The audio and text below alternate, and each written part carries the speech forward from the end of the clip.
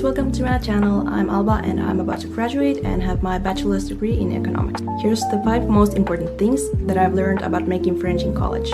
When you first start at university, everybody are on the same boat, except when they're not. And that's kind of the case sometimes when, especially in small towns or small countries even, when you go to university, for example in my country, you can put different universities that you apply to on this list, and then you put them in the order of how much you would like to go to the university.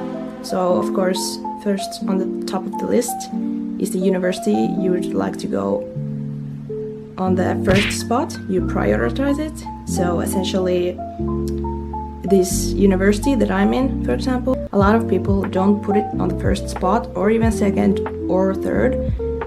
And a lot of people who study economics want to study accounting and finance. So a lot of students come from this specific town in my country, and they kind of maybe know each other. And then the rest of the students in my university may be from scattered areas around the country. And essentially, what I'm saying is that there might be a lot of cliques that form when people are from the same area, and it kind of separates people often. And it has been found apparently that at least in my university people have a hard time of making friends, or maybe it's just in this town overall since there are many more schools also. And for number 2, if you want to network properly and you want to make friends, in my experience, it usually doesn't happen in just parties or in classrooms or something, because of course you get to talk to people in there, but usually what I've found is that people aren't looking to make proper friends. Of course, sometimes there are exceptions, but in my experience, the best type of networking happens when you join some of your school's electory or voluntary kind of like activities, kind of like clubs, or if you have organizations or something like this. And essentially the building of friendships and just relationships in general with people, it happens through forced proximity.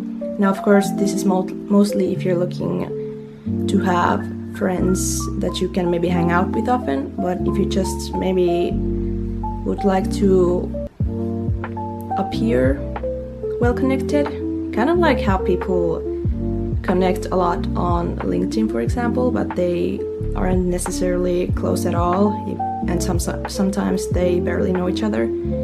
That's also fine. It just depends on your goals. Now, number 3, the most popular elective activities, such as the most popular clubs, aren't always the best way to making friends. And what I mean by this is that sometimes the best choices are either more official, like joining an organization, or just a little bit less popular clubs. But also make sure that there are enough people, because if you join a club that has no activities, of course you're gonna have a hard time making friends. But the thing is, with the most popular clubs, for example, at least in my school, clubs usually have more to do with parties and just entertaining activities instead of something more official that's more related to kind of traditional type of work. So in clubs, I've noticed that if they're the most popular, there are also often cliques in them. So what I mean by this is that if you join a club that kind of like has a lot of people who know each other and kind of essentially already have a clique, it may be hard to join them. Even if there are a lot of people in the club, ironically, you still might feel really lonely. And for my point number 4, a lot of people in my university start out and then they come from different cities from all over the country, and many of them feel anxious, of course. I think it's normal in any country and university that you're afraid you're not gonna make any friends. But the thing is, in university, you usually, in my experience, have to wait for a while to see if you can kind of like make friends. And I think there are two major opportunities to really make friends that you can consistently hang out with. And the first one is orientation week. So I guess this depends on the school, but in my school we had a lot of events for new students to attend to, and of course everybody are kind of curious about who are the other freshmen, so it's kind of natural to just strike up a conversation.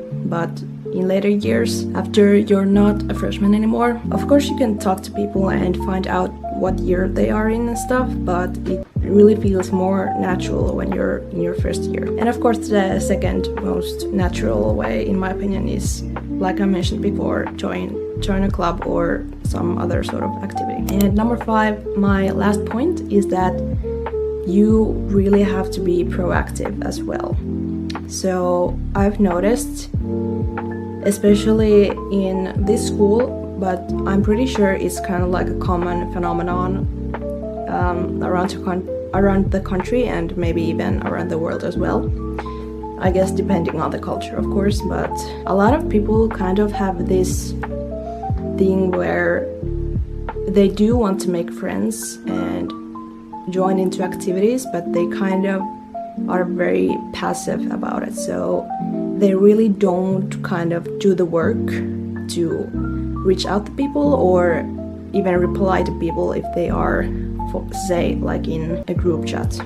And of course some people are shy, it's normal, but I've noticed that sometimes there are these opportunities where there are maybe a few more talkative people in group chats and they try to strike up a conversation, and in my opinion they make a very good opportunity for even the shy people to kind of join in, but then it's just crickets in the end. Like nobody just wants to do the work at all. So this is definitely, in my opinion, the most important thing you need to work on. You have to be proactive. And that's all of my points. Thanks for watching, and if you liked the video, please leave a like and subscribe and comment down below if you found anything useful.